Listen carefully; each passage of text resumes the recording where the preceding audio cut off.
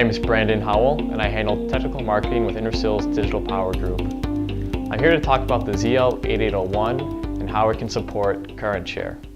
The ZL8801 is a dual-phase controller with a fully digital control loop. I've got the eval board right here. This is showing a 4-phase design. On the board behind me, I show all the important connections that are required for a current share application. I have the ZL8801, our power stages, in this case the ZL8801 Dr. Moss power stage. I have all the outputs connected together.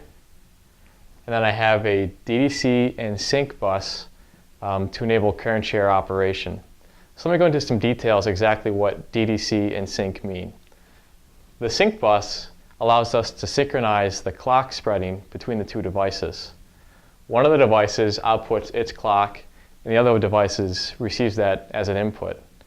This allows us to do phase spreading to have ripple cancellation in a current share application. The other bus is the DDC bus. The DDC bus is an Intersil proprietary bus that allows for inter-device communication. Using the DDC bus, the controllers are able to broadcast their current share information between each other.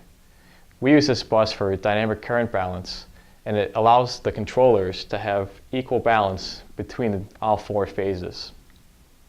So again, in this case, I have a 4-phase design with the outputs tied together in the ZL8801 Dr. Moss power stage. A design like this would be capable of approximately 120 amps. In the corner here, I'm showing what interleave is. So in this case, I've got 4 phases.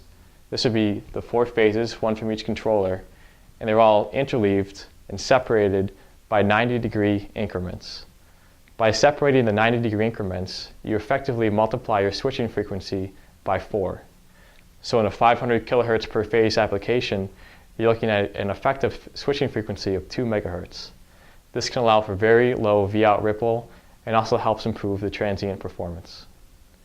Now let's go to the lab and we'll take a look at the ZL8801 using our PowerNavigator software, and I'll show how easy it is to set up the devices for current share using our GUI software.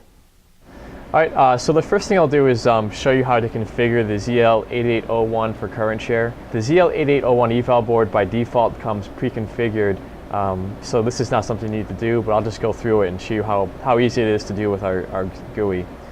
The first thing I'm going to do is drag the ZL8801 controller from our PowerNavigator part library.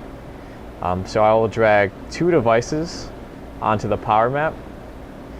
And then to put them in current share, it's as simple as dragging one of the devices by this donut looking object. And then when I drag it and drop it on top of the other one, that donut highlights. I let go of the mouse, and now I've got a 4-phase current share configuration with the ZL8801. If I want to adjust the output voltage, for example, to 1 volt, I just type in 1 volt, and then I've got a 1 volt output. So setting up current share with PowerNavigator is very simple, thanks to the ease of use of the GUI.